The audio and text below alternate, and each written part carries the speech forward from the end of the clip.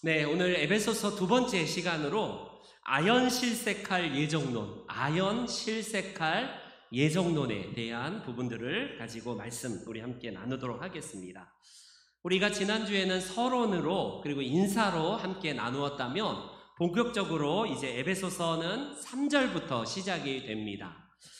오늘 본문에는 찬송하리로다 라는 이 본문이 몇 구절까지 이제 지속이 되냐면 14절까지 한 통문장이에요. 그러니까 3절부터 14절까지는 그냥 끊김없이 한 번에 바울 사도가 이야기하려고 하는 그것이 마침표가 없는 문장으로 이제 14절까지 이어진다라고 할 수 있습니다. 도대체 뭘 찬송하고 싶어서 바울 사도는 이렇게 지금 찬송하리로다 하고 먼저 선포를 하고 있을까요?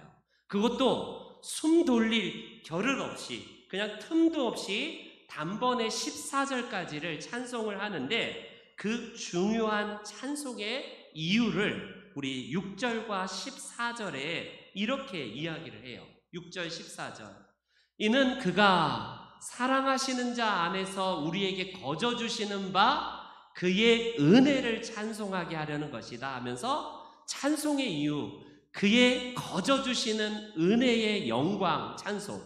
두 번째 14절 우리 읽지 않았지만 이 문맥이 끝나는 14절에는 이는 그의 기업의 보증이 되사 그 얻으신 것을 속량하시고 그의 영광을 찬송하게 하려 하심이다. 이렇게 이야기를 합니다.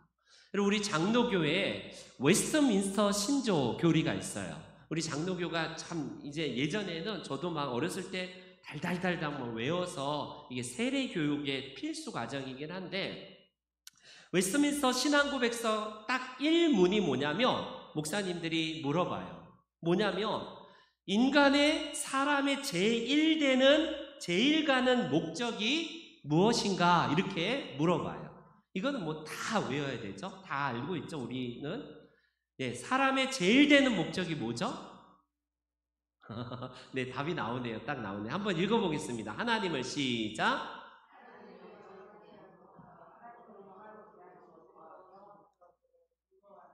아멘, 아멘. 우리가 왜 사냐? 왜 우리가 이 땅에서 살았냐? 그냥 저 이유가 뭐냐라고 했을 때에 우리의 장로교 대대로 이걸 그냥 외웠어요. 하나님을 영화롭게 하는 것과 그를 영원토록 즐거워하는 것이 우리가 창조된 목적이고 부르심 받은 이유다라고 말씀하는 겁니다. 더 쉽게 너무 길게 했다면요. 쉽게 말하면 찬송하기 위해서 우리를 부르셨다라는 이 말씀입니다.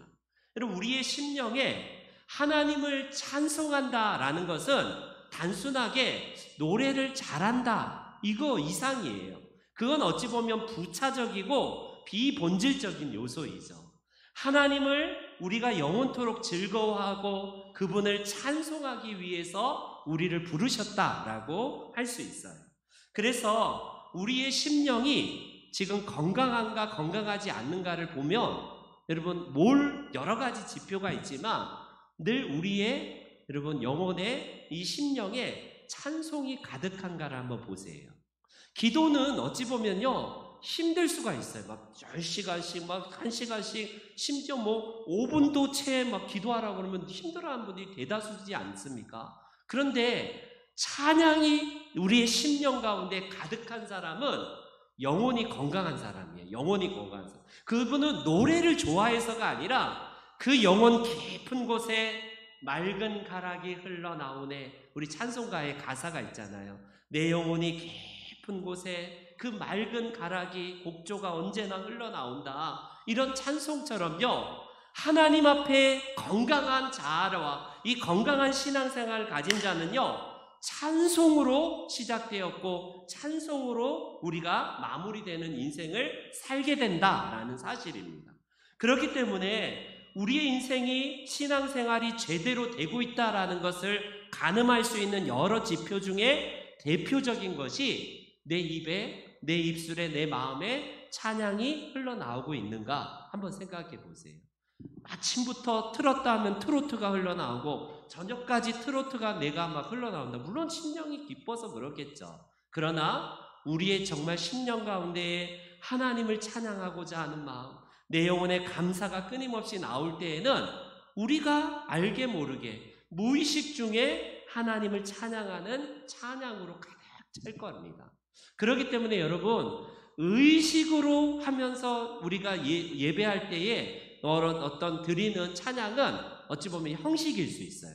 일어나서 찬송가 몇 장 부릅시다. 같이 손을 들읍시다. 이거는요, 남 보기에 그냥 체면상 손을 들 수도 있고 흥얼거릴 수도 있지만, 내가 아무도 없을 때에 하나님께 내가 직접 나아가서 찬송을 부르고 있다면, 내가 어디서나 내 마음속에 맑은 가락이 흘러나오고 영혼의 깊은 곳에서 곡조가 흘러나오고 있는가, 그 사람이 진정으로 하나님을 찬양하는 사람이라고 할 수 있습니다. 여러분, 사랑에 빠진 사람들은 그 사람이 옆에 있건 멀리 떨어져 있건 또 보고 싶고 또 그립고 또 그분과 함께 대화를 나누고 싶고 함께 하고 싶은 것이 이게 당연한 거 아니겠어요? 마찬가지입니다. 찬송은요, 하나님과의 깊은 사랑의 관계에 있는 사람들은 하나님만 생각해도 늘 찬양이 흘러나올 수가 있어요. 그렇기 때문에 우리 찬송가에도 있잖아요. 구주를 생각만 해도 이렇게 좋거든. 하나님을 생각만 해도 내 마음이 기쁘고 그분이 나와 함께 하시고 나를 사랑하신다는 이유 때문에 내 영혼이 기쁘고 감사하고 감격스럽다면 우리는 찬양의 주제가 되시는 그분 앞에서 항상 우리가 기쁜 삶으로 살 수 있다는 거예요. 반면에 내 입에 내 마음에 찬양이 사라지고 있고 몸이 건조하고 그냥 형식적이고 늘 찬송 부를 마음이 전혀 생기지 않는다면 지금 어찌 보면 병든 심령이라고 할 수 있습니다. 병든 심령. 그래서 그 심령에 정말 병이 들어서 그 기쁨의 노래가 나올 리가 있나요? 하나님께 감사의 찬송이 나올 리가 있나요? 전혀 그렇지 않죠. 교회도 마찬가지입니다. 교회가 살아있느냐 죽었느냐, 뭐 악기가 막 큰 소리로 막 악기 세션이 있느냐 없느냐, 뭐 그걸 말하는 거 아닙니다. 그 교회에 가면 찬양이 살아있는 교회는 결과적으로 건강한 교회예요. 건강한 교회. 그렇기 때문에 느린 곡을 할 때도 있고 빠른 곡을 할 때도 있고 순복음식에 막 뜨거운 찬양도 좋고 뭐 그냥 묵상하면서 조용히 찬송하는 것도 좋지만 우리가 하나님 앞에 어떤 심령으로 찬양하고 있는가, 이게 중요합니다. 저는 그래서 저도 조용한 기질의 사람이는지라 저도 뭐 그냥 막 빠르고 막 뜨겁게 기도하고 그러진 않는데, 처음에 제가 여기 10년 전에 우리 신병중앙교회에 부임했는데 어떤 특징이 있었냐면, 아시는지 몰라도 빠른 곡도 덜 빠르게, 느린 곡도 더 느리게 이렇게 부르시더라고요. 그래서 되게 희한했습니다. 그래서 그때 당시에 교육자인 김성욱 강사님한테, 아니 목사님 왜 찬양 인도하는데 왜 이렇게 느린 곡만 하냐. 그러니까 10곡 중에 9곡, 10곡은 대부분 느린 곡만 하고 빠른 곡을 안 한대요. 우리 교회는 원래 빠른 곡을 안 하고 근데 느린 곡을 왜 더 느리게 하냐 했더니 원래 그렇게 한대요. 원래 그렇게 해요. 그래서 빠르게 하세요. 빠르게 하세요. 그리고 빠른 곡을 가급적 많이 하세요라고 이렇게 했던 기억이 있습니다. 제가 물론 빠른 곡을 한다고 해서 뭐 영성이 생기고 느린 곡 한다고 해서 영성이 없는 건 아니에요. 곡의 빠르기를 말하는 게 아니라 왜 이렇게 막 아리랑 넘어가듯이 이렇게 천천히 부르는지. 그래서 우리가 예를 들어서 나의 갈 길 다가도록, 그래서 어른들 할머니들한테 맞췄는가 싶은데 이런 곡도 조금은 좀 강조도 주고 이게 박자도 하면서 나의 갈 길 다가도록 예수 인도하시니 이렇게 하면 조금 더 살아나는데 곡이 너무 느리게 하는 특징이 있더라고요. 그걸 바뀌기 위해서 저도 막 열정적인 기질은 아니지만 좀 빠른 곡을 좀 하라라고 부탁했던 그런 기억이 있습니다. 지금은 그래도 많이 빠른 곡도 하고 아멘은 그래도 거의 안 하지만 그래도 하시는 분도 있고요. 그래도 많이 좋아진 것 같아요. 어찌되었건 우리가 음악성을 말하는 거 아닙니다. 찬송을 할 때에 음악성은 물론 우리가 갖추면 좋아요. 음악성이 있고 없고에 따라서 우리가 찬양의 은사가 있냐 없냐를 말하면 안 됩니다. 아, 나는 찬양의 은사가 없어요 라고 말하는 순간 이거는 음악과는 전혀 상관이 없는 거예요. 나는 찬양의 은사가 없어요 라는 것은요, 찬양의 은사가 없고가 어디 있어요. 오늘도 우리를 찬송을 하기 위해서 부르셨는데 웨스트민스터 제1문답, 우리가 이 땅에 부르심 받은 이유, 하나님을 찬양하기 위한 것이라면 찬양은 은사가 있냐 없냐 이런 거 없습니다. 누구나 다 찬양을 다 잘하셔야 돼요. 또 하나님이 그 찬양을 받으시기 때문에 그렇습니다. 그래서 찬송은 우리에게 복으로 주어지는 거예요. 찬송이 우리의 삶 가운데 힘이 들 때에 그 타령하면서 신세한탄하는 세상의 곡이 아니라 이 어려움 속에서도 우리가 힘차게 하나님이 함께 하실 것을 기대하면서 찬송하면요, 답답했던 마음이 사라지기도 하고 우리의 그 상황이 답답하고 앞이 안 보이는 상황도 하나님이 함께 열어주실 것을 기대하기 때문에 우리는요, 힘을 얻게 되는 것이 찬송의 힘입니다. 그렇기 때문에 찬송을 그냥 우리가 준비 찬송 합시다, 그냥 분위기를 위해서 5분, 10분 하는 거 아니에요. 그래서 30분 정도를 힘있게 찬송하고 우리가 찬양으로 문을 여는 이유는 뭐냐면 그건 하나의 곁들이는 어떤 순서가 아니라 그 자체가 하나님께 나아가는 길을 열어는 일종의 문을 여는 열쇠와 같은 것이기 때문에 그렇습니다. 그래서 예배 전부터 우리가 나와서 하나님 앞에 찬송하는 것은 우리의 많은 문을 여는 첩경이고 우리가 키이기 때문에 굉장히 중요한 거예요. 굉장히 중요한 겁니다. 그렇기 때문에 은혜 받는 비결 중에 하나가 하나님을 찬송하되 뜨겁게 찬양하는 거. 형식상 그냥 남의 눈치 보면서 체면상으로는 찬송이 아니라 하나님 앞에 열정을 다하여서 마음을 다하여서 찬송하는 겁니다. 어떤 분은 이렇게 말하더라고요. 나는 지금까지 낙담한 찬양대원을 본 적이 없다. 그러니까 낙담이 찾아올 수 있죠. 근데 낙담하고 실망할 때에 찬송하면 그 어둠과 모든 것들이 다 사라지게 되고 하나님이 주시는 능력이 임하는 그런 의미에서 이런 말을 하지 않았을까 싶어요. 찬양대원은 슬픔도 없고 낙담하는 사람도 아니라는 의미가 아니라 찬양할 때에 이런 어두움들이 사라지게 되고 문이 열리게 되고요, 하나님이 주시는 은혜가 임한다는 의미에서 결국 이런 찬송이 능력이다라는 사실 아니겠습니까? 그래서 오늘 이 에베소서의 에베소 교회를 향해서 바울 사도는 찬양할 것을 이야기를 하는데 그 찬양의 이유가 오늘 뭐라고 하는지 한번 보십시오. 하늘에 속한 모든 신령한 복을 우리에게 주셨기 때문이다 라고 이렇게 얘기합니다. 하늘에 속한 모든 신령한 복을 우리에게 주신 하나님을 찬양하는 거예요. 우리나라는 복을 참 좋아해요. 복. 그래서 복조리도 걸어놓기도 하고 새해가 되면 새해 복 받으세요 라고 하기도 하고 교회 안에서도 복 받으세요 라는 얘기, 은혜를 통해서 예수 믿고 복 많이 받으세요 라고 복이 빠지지 않습니다. 그 의미가 물론 복에 대한 의미가 여러 가지 복합적이고 다중적인 의미가 있는 것 사실이에요. 예를 들어서 물질의 복, 건강의 복, 장수의 복을 받으라고 한다면요, 누가 싫어하겠어요? 다 좋아하죠. 그런데 예수를 믿을 때에 과연 복 받으세요 라고 하는 게 그 정도 차원일까? 그게 아니라는 거죠. 오늘 에베소서에서 바울 사도가 땅의 복이라고 하는 것이 아니라 하늘에 속한 신령한 복이라고, 이 땅의 것과 비교되는 하늘의 복이라고 이렇게 설명을 하고 있습니다.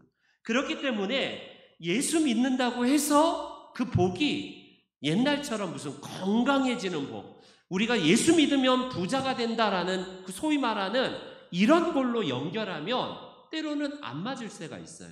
그걸 잔뜩 기대하고, 그렇지, 사업 실패하면 그래 내가 예수 앞에 나오면 예수님이 사업에 무진장 복을 주실 거야. 건강치 않았던 사람도 예수 믿고 복 받으세요라고 했을 때 그 건강의 복을 의미한다면, 물론 우리 하나님이 전체 주관하신 분이기 때문에 건강을 회복시켜 주실 때도 있지만 때로는 건강을 회복시켜 주지 않을 때도 있어요. 그렇기 때문에 우리가 말하는 이 성경에서 말하는 이 복의 참된 의미가 뭔지를 바울 사도가 이야기를 하는데, 여러분 오늘 본문에 한번 6, 7절 말씀 한번 다시 볼게요. 7절 그리고 7절 말씀, 5절과 7절 말씀입니다. 혹시 PPT 준비되어 있으면 띄워주시고요. 5절과 7절 우리 한번 예수 그리스도로 거기 PPT 제가 만들어 놓은 거 없나요? 5절과 7절. 네. 5절 예수 그리스도로 말미암아 자기의 아들들이 되게 하셨대요. 5절에 보니까 왜 찬송해야 되는지, 그 하늘에 속한 신령한 복의 첫 번째 그 복이 뭐냐면 우리로 하여금 예수 그리스도 안에서 아들들이 되게 하셨대요. 기분 나빠할 필요 없습니다. 우리 여성분들은 딸들이라고 해도 상관이 없어요. 자녀들에 대한 복입니다. 그리고 7절에 보니까 어떤 복을 주셨냐면 그리스도 안에서 죄사함의 복을 허락하셨대요. 죄사함의 복. 그래서 우리가 죄사함을 얻었을 뿐만 아니라 5절에 보니까 자기 아들들이 되게 하셨대요. 하나님의 아들이 되게 하시고 죄사함이 얻는 것이야말로 진정한 의미에서 복이라고 성경은 말씀합니다. 하나님의 아들, 첫 번째 복인 하나님의 아들은 뭘까요? 하나님의 아들들이 되게 하는 복. 이거는 내가 하나님과 관계에서 저주가 끊어졌다라는 의미예요. 우리가 아들과 자녀의 이 관계가 이제 다시 한번 회복이 되었다는 것은 그분으로 인하여서 내 인생 삶의 목적이 바뀌었다라는 의미입니다. 이게 복이에요. 그렇기 때문에 우리가 이 땅의 것을 향하여서만 그것이 전부인 것처럼 살아간다면 실망할 때가 있습니다. 왜요? 아니 내가 예수 믿는다고 해서, 내가 복 받는다고 해서 교회에 나왔는데 남들은 다 부자 되는데 나는 부자가 안 될 수도 있거든요. 내가 그렇게 원했던 뭔가에 대한 바램을 복 받는다고 해서 예수 믿었더니 나에게 안 왔을 때는요, 뭐야 이게, 예수 믿어도 복 받는다는 거커녕 이게 뭐야. 그러나 그건 어찌 보면 부차적이고 부수적인 거예요. 우리는 하나님께서 1차적으로 하나님과 나 사이의 관계가 회복된 자녀됨의 축복을, 이걸 복이라고 성경은 말씀을 하고 있습니다. 그렇기 때문에 물질이 우리들에게 필요 없다라고 성경은 말하지 않아요. 물질이 필요하지만 그 물질이 하나님과 나 사이의 이 관계의 복을 보다 더 우선하지 못한다는 겁니다. 하나님 없이 물질의 풍성함만 가진 복이 만족에 있을까? 이런 말씀 드렸잖아요. 그토록 부자가 원하는 게 뭐냐 했더니 조금만 더 갖는 게, 조금만 더. 한번 사람들 보세요. 물질은 한이 없습니다. 우리의 마음보다 물질이 더 크면 이게 채워지는데 마음의 물질이 계속 채워져도요 만족함이 없어요. 집을 샀습니다. 그토록 원하는 집을 20년 만에 장만했어요. 한 달 동안 막 설레고 막 기쁘고 막 그런데 1년 지나도 막 두근두근하고 기쁘고 그럴까요? 여러분 조만간 사라지지 않나요? 이 땅의 것들은요 어느 순간 채워지고 만족이 생긴다면 또 다른 것들을 계속 추구하는 게 물질적이고 세속적인 복의 특징입니다. 그러나 하나님을 향해서 우리가 찾는 복은 그분이 우리의 마음보다 더 크시기 때문에 그분이 채워지는 순간에 이제는 세상의 것이 있건 없건 간에 그분으로 인하여서 만족할 이유를 우리가 찾는 이유가 바로 거기에 있습니다. 그래서 우리가 처음 믿을 때는 처음부터 예수님에 대한 어떤 관계의 복이 다 가장 크게 보이진 않아요. 어찌되었건 여러 이유로 교회에 찾아옵니다. 복 받기 위해서, 건강하기 위해서, 부자 되기 위해서, 사업의 승진을 위해서, 우리 자녀 잘 되기 위해서, 여러 세상적인 복 때문에 교회에 왔어도 그것이 이상한 건 아니에요. 출발은 그렇게 했다 할지라도 시간이 지나면서 그렇지, 참된 복은 이 복이지라고 하면서 이쪽으로 성경에서 말하는 참된 복의 개념으로 가야 되는데 10년이 지나도 20년이 지나도 늘 세상적인 복만 애타하고 있다면 그 사람은 젖먹이 신자거나 아직 신앙이 뭔지를 모르는 사람들이기 때문에 그렇습니다. 그렇기 때문에 우리가 예수 믿으면 복 받어요. 예수 믿으면 복 받습니다. 이렇게 전도하는 건 참 좋습니다. 왜? 물질적인 복도 하나님의 영역 안에 있기 때문에 그래요. 그러나 가장 큰 복에 대한 관점으로 교회가 그쪽으로 우리가 설명해주고 그것이야말로 진정한 우리의 참된 복의 개념이라는 사실을 알게 된다면 다른 데서 복을 찾을 이유가 없다라고 할 수 있습니다. 그렇기 때문에 우리에게 가장 첫 번째 찬송할 이유를 오늘 에베소 기자인 바울은요, 하나님의 자녀가 된 복이 가장 크다라고 말을 하고 있어요. 두 번째 7절, 죄사함의 복을 또 이야기를 합니다. 죄사함의 복. 여러분, 죄가 우리 마음에 있다면요, 우리는 살 수가 없을 거예요. 죄가 우리 순간에 상쇄가 되고 조금 시간이 지나면 죄책감이 좀 느슨해지는 것도 사실이긴 하지만 그렇다고 영원히 자유로울 수가 없습니다. 숨겨놓고 그냥 드러내지 않고 꽁꽁 묶어두었을 뿐이지 그게 또 드러나는 순간 우리는 언제나 양심이 두근거리고요. 뭔가 괴로움이 우리 가운데 계속 사로잡혀 있는 게 죄의 기본적인 모습이에요. 그렇기 때문에 시편 32편에 보니까 다윗은 이렇게 이야기합니다. 얼마나 죄를 많이 저질렀고 고민했던지 이렇게 고백을 하고 있어요. 한번 32편 1절 시작. 아멘, 아멘. 다윗이 저 경험을 했거든요. 자기가 허물을 가리기 위해서 밧세바와의 간음 사건, 우리아를 사지로 몰아넣어서 죽였던 사건, 여러 죄에 대한 부분들을 다 가리고 없애려고 했다가 얼마나 두려웠습니까? 그런데 그것이 하나님 안에서 사유함을 받고 용서를 받았을 때에 이게 진짜 복이구나, 이게 하나님이 참된 복이구나라는 사실을 노래합니다. 그 이유를 이 다윗은 2절과 3절에 그 이유를 이야기를 해요. 계속해서 32장 2절과 3절을 한번 보겠습니다. 3절 4절 시작.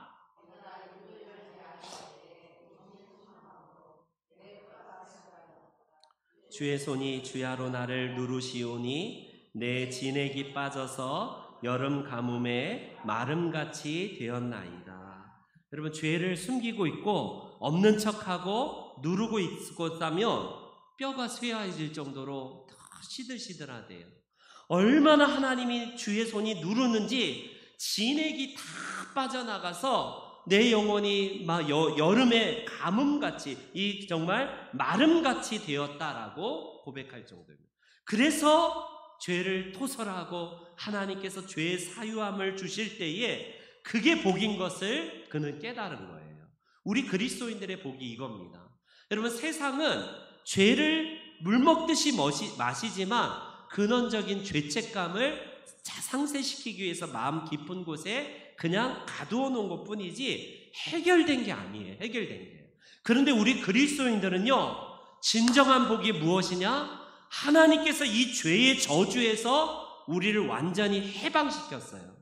더 이상 죄에 대한 죄책감에서 우리를 사로잡을 수 없도록 완전하게 우리를 십자가의 은혜로 구속하신 것이 바로 그리스도인들의 삶입니다. 그렇기 때문에 이 일이 언제 일어났는지를, 우리가 언제 일어났는지를 4절 말씀에 오늘 에베소 기자는 이렇게 얘기를 하고 있어요. 4절 말씀 다시 한번 봅니다. 4절 시작. 곧 그 다음 컷이요.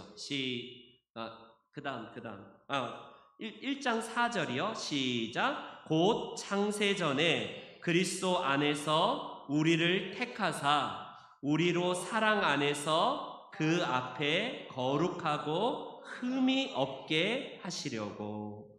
언제 우리가 이런 은혜를 받고 복을 받았냐면 창세 전이래요. 창세 전.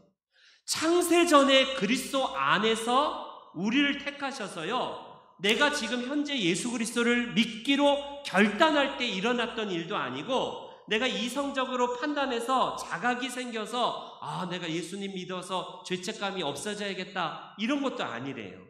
내가 태어나기도 전인 창세전, 여러분 진화론자들은요 이 지구가 언제 생겼냐고 하냐면 우리 말씀드렸잖아요.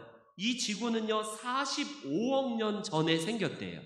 그리고 온 우주는 150억 년 전에 생겼답니다. 진화론자들의 이야기 아니에요. 그러나 우리는요 어찌되었건 이 지구와 우주가 생기기 전에 하나님께서 우리를 예정하셔서 이 모든 것을 우리에게 주시기로 복을 우리가 계획하신 분이 하나님이시라고 성경은 말씀합니다.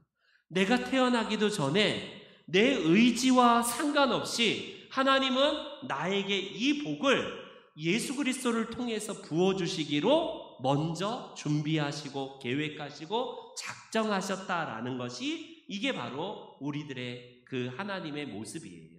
그렇기 때문에 나의 구원을 미리 결정하셨다라는 것을 우리 장로교는요 인정하면서 예정론이라고 해요. 예정론.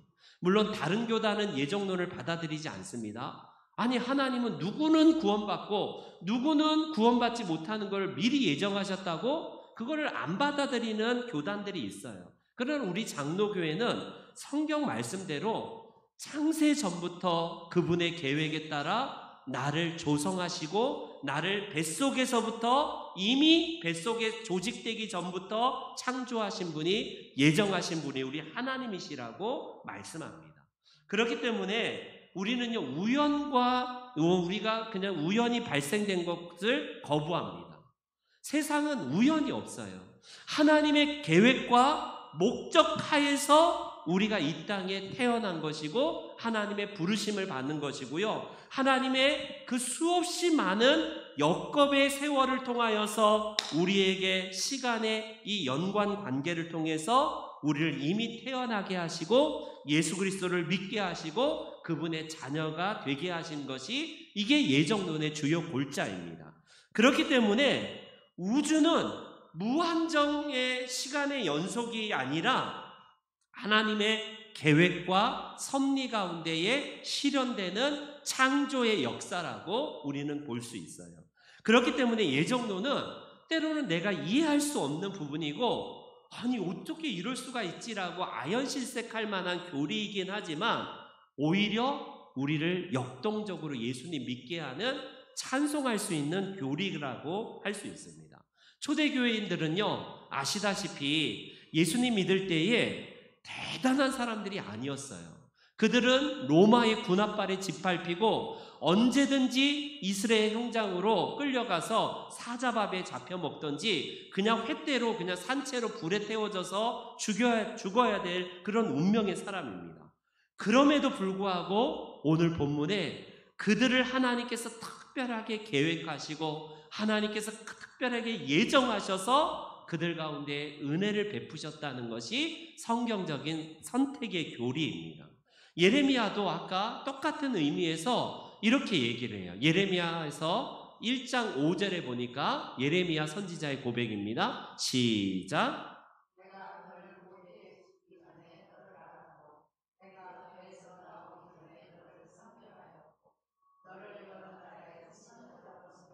예레미야가 이미 태어나기도 전인데도 하나님은 성별하고 구별하셔서 그를 뱃속에서 있기 전부터 하나님의 계획 가운데 세워두셨다. 이게 예정론의 주요 골자 아닙니까? 그렇기 때문에 예정론은 내가 믿기 싫은데 왜 나를 믿게 하시지? 불평할 근거가 아니에요. 아니 나는 좀 즐기다가 나중에 예수님 믿으려고 했는데 왜 나를 선택해갖고 하나님은 나를 꼼짝도 못하게 라고 불평할 게 아니라 오히려 반대입니다. 감사의 조건이에요. 그래서 더 적극적인 믿음을 가질 수가 있어요. 불완전한 믿음이 아니라 하나님의 계획 속에 내가 구원받고 하나님이 나를 창조하시고 섭리 가운데 나를 구별하셔서 나를 예수님 믿게 하셨다. 여러분 이런 것들이 우리들에게 얼마나 영적인 자부심을 주는 엄청난 은혜입니까? 그렇기 때문에 내가 지금 하고 있는 것을 시시하게 여길 이유가 없는 거예요. 하나님이 나를 부르셔서 하나님의 자녀가 되게 하시고 죄사함을 통해서 이 죄사함도 하나님이 창세전부터 그리스도 안에서 나를 예정하셔서 그분을 믿게 하시고 구원하신 선택의 교리이기 때문에 그렇습니다. 그렇기 때문에 예정은 우리들을 든든하게 해요.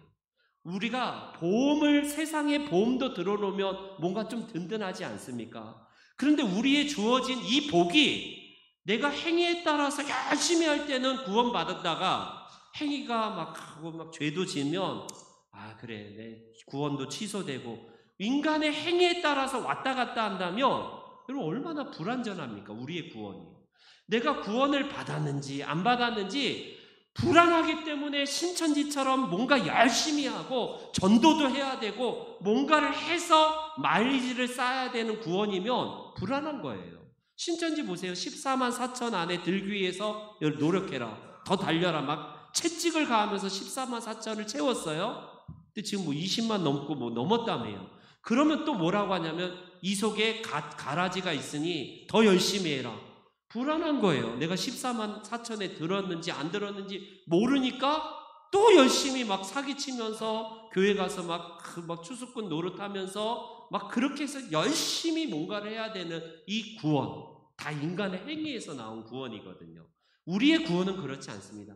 하나님이 창세전에 나를 구별하셔서 하나님을 믿게 하시고 하나님의 자녀가 되게 하셨다는 것은 우리가 얼마나 든든하게 하는지 모른다는 겁니다. 그래서 로마서 8장에 사도 바울은 이렇게 얘기를 해요.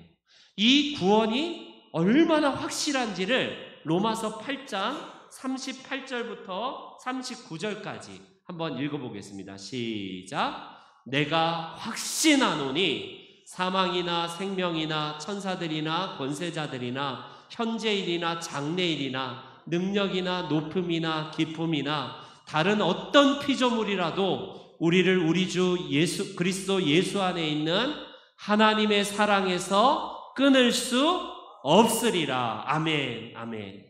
여러분, 사도 바울은 이 확신인 거예요. 내가 나는 공고하다. 내가 죄 때문에 구원받지 못하는가? 뭐 이것 때문에 고민하다가 더 이상 그리스도 안에서는 정죄함이 없고 하나님의 구원 부르심에는 후회함이 없기 때문에 이 모든 것에서 나를 끊을 것이 없겠구나. 이 확신 때문에 그는 끝까지 달려가게 되는 비결을 말하게 됩니다. 그러나 이 예정론은 우리를 든든하게 하지만 겸손하게 해요.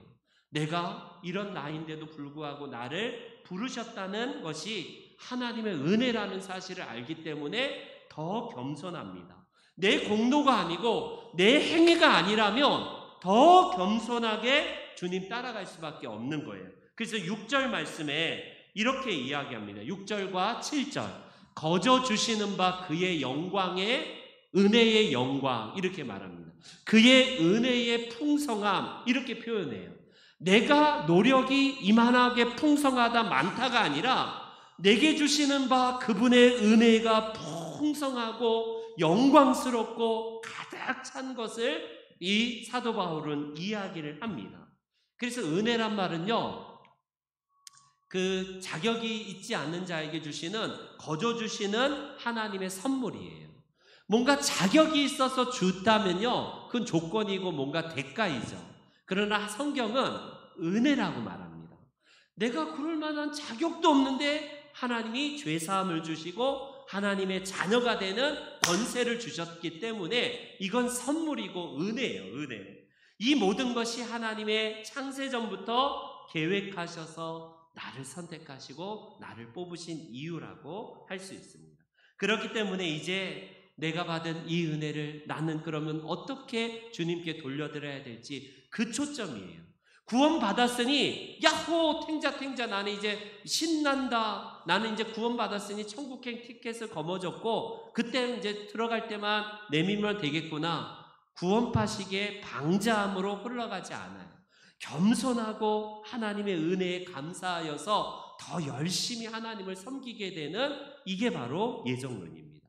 근데 예정론에서 우리가 또 하나 참 가슴 아픈 게 뭐냐면 예정론은 선택받은 사람이 있다와 더불어서 그러면 반대로 하나님이 버린 사람도 있다라는 것도 이걸 또 강조하는 사람들이 있어요. 물론 그렇습니다. 여러분, 예정론은 구원받은 사람에게는 큰 은혜의 교리예요. 우리가 구원받았는지 구원받지 못했는지를 나는 모르는데 하나님이 구원받았다라고 했는데, 또 반대편에서 그러면 하나님이 버린 사람도 창세전부터 있다라는 것은 이게 이중 예정이거든요. 구원받은 사람도 있고 버림된 사람도 있다. 물론 성경에 보니까요, 로마서 9장에 보면 이런 구절들이 있어요. 몇몇 구절. 그런즉 하나님께서 하시고자 하는 자를 긍휼히 여기시고 하시고자 하는 자를 완악하게 하신다. 바로와 같이 완악하게 된 자도 있고요, 한 쌍둥이 중에 에서는 버리고요, 야곱은 선택하지 않았습니까? 그런 로마서의 말씀을 보면 분명히 하나님께서 선택한 자도 있고 버린 자도 있는 건 사실이에요. 그러나 우리가 이것 때문에, 여러분, 버림과 선택에 대한 이것들 때문에 강조점을 버린 것에 토점을 주면 안 된다는 겁니다. 하나님의 전적인 주권을 강조하는 교리이지, 너는 버림받은 자식이야, 너는 하나님이 버렸어, 이거를 강조하는 것은 아니라는 거예요. 구원받은 우리의 입장에서는 구원받은 바 그의 은혜를 찬송하는 것이다라는, 찬송하는 것이 마땅한데, 반대로 그럼 버림받은 자는 하나님을 저주하려 합니다, 이렇게 나가게 되겠습니까? 그건 아니지 않나요? 그렇기 때문에 구원을, 이 예정론을 확대해서 너는 버림받은 사람이야, 버림받은 사람, 이걸 강조하면 안 됩니다. 하나님께서 그만큼 창세 전부터 구원받을 자와 하나님께서 유기할 자를 이미 예정하셨지만, 하나님의 전적인 주권에 대한 강조점을 우리가 이야기해야 된다라는 사실입니다. 예정은 그렇기 때문에 장로교 일부에서 이야기하듯이, 아니 다 교단에서 이렇게 반박하듯이, 야 그러면 구원받을 사람을 하나님이 선택했고 하나님이 예정하셨다면 니들 전도할 필요가 없네? 전도 왜 해? 열심히 할 필요도 없고 하나님이 전적으로 구원하시고 하나님이 구원받을 자를 이미 예정해 놓으셨다는데 전도할 이유도 없고 하지마, 이렇게 오해하는 경우도 있어요. 말씀드렸잖아요. 우리는 그것을 내 입장에서 해석할 게 아니라 하나님의 전적인 주권으로 해석해야 된다고. 주권으로. 그렇기 때문에 우리는 아무것도 할 수 없다라는 것으로 무기력으로 이끌지 않아요. 오히려 나 같은 죄인을 구속하시고 예정하셔서 하나님의 자녀가 되게 하셨다라는 것은 하나님께 더 의무를 부과하는 이 교리입니다. 4절과 5절을 마지막으로 한번 볼게요. 4절과 5절 한번 말씀 다 같이 한번 읽어보겠습니다. 4절 5절 곧 창세전에, 시작. 곧 창세전에 그리스도 안에서 우리를 택하사 우리로 사랑 안에서 그 앞에 거룩하고 흠이 없게 하시려고 그 기쁘신 뜻대로 우리를 예정하사 예수 그리스도로 말미암아 자기의 아들들이 되게 하셨으니, 여기 택하셨다와 예정하셨다는 그 사이에 거룩하고 흠이 없게 하시려고, 이렇게 그것을 주목해 보십시오. 우리는요, 거룩하기 위해서 이미 거룩해졌지만, 여러분 손발이 더러워지면 다시 씻어야 되지만 이미 몸은 깨끗하게 된 자예요. 베드로에게 저 몸도 다 닦아달라고 했을 때 이미 깨끗하게 된 자는 손발이 더러워졌기 때문에 그거를 씻어야 된다라고 말하는 것처럼, 예수님께서 이미 우리를 십자가의 은혜로 구속하시고 깨끗해졌지만 우리는 더 거룩해져야 되고 더 흠이 없기 위해서 부단히 노력하는 거예요. 이게 장로교와 예정론의 대표적인 교리의 모습입니다. 하나님은 우리의 토기장이세요. 토기장이. 우리 좀 이따가 토기장이 노래를 다시 한번 부를 텐데 그 가사 하나를 생각해 보세요. 내가 너를 지을 때에 어떻게 지었는지를 이 가사가 주는 의미에서 볼 수 있는데요. 여러분, 에베소 마지막 2장 10절에 제가 말씀 읽고 마치겠습니다. 우리는 그분이 만드신 바입니다. 이게 걸작품입니다 라는 거거든요. 포이에마라는 단어가, 헬라어가 여기서 나왔습니다. 우리는 그분의 걸작품입니다 이런 뜻이에요. 우리는 그분의 시입니다 이런 뜻인 거 똑같아요.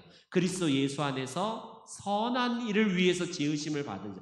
구원을 위해서는 나는 아무것도 한 건 없지만 구원받은 다음에 선한 일을 위해서 지으심을 받았기 때문에 이는 하나님이 전에 이미 예비하셔서 이는 우리로 그 가운데 행하게 하려 하십니다.